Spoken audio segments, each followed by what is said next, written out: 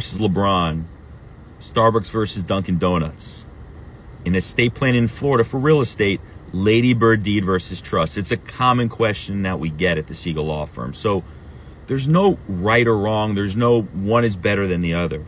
But if we're comparing Lady Bird deed versus trust, look, in many cases, a Lady Bird deed can make a lot of sense. If there's not a lot of assets, you want, say, for example, your real estate to go to your adult children or maybe one child upon your death, it's a very easy thing to do. And you don't need to do other estate planning documents. That you should, but you don't necessarily have to.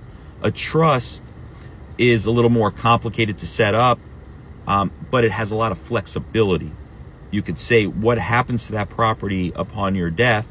Do you want it sold immediately? Do you want it kept in the family? Do you want to give options to different people to live there, to use it for the benefit of the family?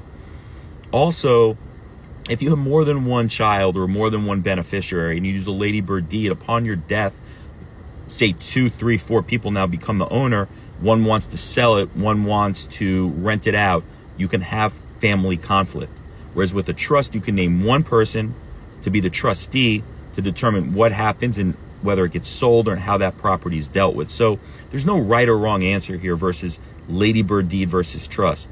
It really depends on your particular set of circumstances as to what's better.